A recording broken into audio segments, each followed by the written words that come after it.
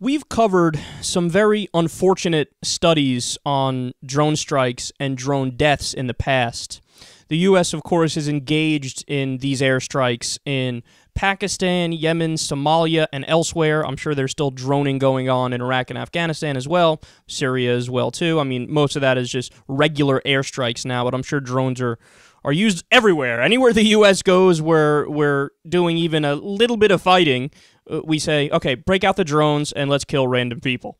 That may sound like an overstatement, but it may be accurate based off this new report. So this new study focuses on specifically Pakistan, and the numbers are pretty depressing. So this is from investigative journalists who were in the region. Now remember, it wasn't long ago that Obama supposedly cut back on drone strikes. And he gave this big speech, and he said, no, we're going to stop the worst kinds of drone strikes, the ones where we don't even know who we're killing. There's a whole bunch of different ones. There's personality strikes, where we know who we're killing. There's signature strikes where we don't. There's double taps where we kill and then circle around and kill the people who are helping the people who just were destroyed and blown up. So they said, we're going to cut back on all the bad kinds of drone strikes, so don't worry, guys, it's okay. I'm going to listen to my progressive base, and that's what we'll do. We'll only attack when there's perfect intelligence. So is that true? Would you like to take a guess? Quote, as the number of U.S. drone strikes in Pakistan hits 400, research by the Bureau of Investigative Journalism finds that fewer than 4% of the people killed have been identified by available records as a named member of Al-Qaeda. 4%. Now, believe it or not, this is actually a slight improvement on the previous research in this area. A few years back, there was a report that found that 98% or so of the people killed by drones are not top Al-Qaeda operatives. Okay, 98%. So this one, at least they're saying, we improved by another 2%. 4% of the people we killed are known Al-Qaeda operatives. So let me give you the further numbers here, the total breakdown. So in total, there's been 2,379 people killed in the drone strikes in Pakistan. The total that they were able to actually name, 704. Okay.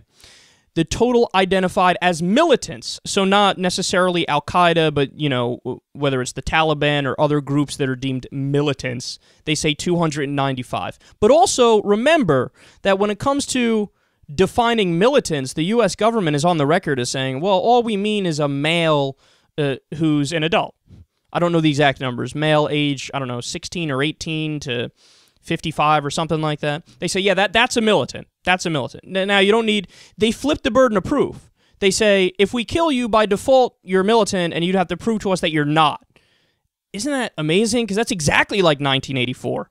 You flip the burden of proof. You say, no, you're guilty until proven innocent. The government is always right from the beginning. We don't need to prove our case. You need to prove your case. So even that 295 number is shaky. But the total named as Al-Qaeda, 84 people. So this is some stunning stuff, man. Now, I should be clear that it's claimed that 12% of the people that were killed are Al-Qaeda. Okay, but again, the ones who were identified and proven to be is only 4%. But that's the thing. I love how that's the counter-argument. As if that's convincing. As if that's something that should make us all go, oh, it's okay then.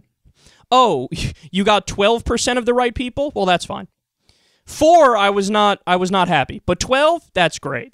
In any other area in life, 12% is still a wild failure. Actually, correction, except for congressional approval rating. 12% would be high, okay? I mean, recently they were 7% and 9%. So if Congress got a 12%, they'd be doing fucking cartwheels. But every other area of life, a 12% is pretty much just as bad as a 4%.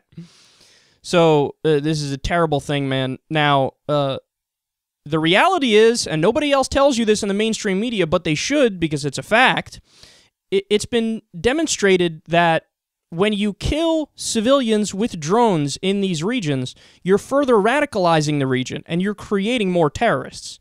And just think about it from your perspective. How would you react if somebody dropped a bomb on your house and killed your grandma? How would you respond if your nephew or your aunt or your mother or father were killed?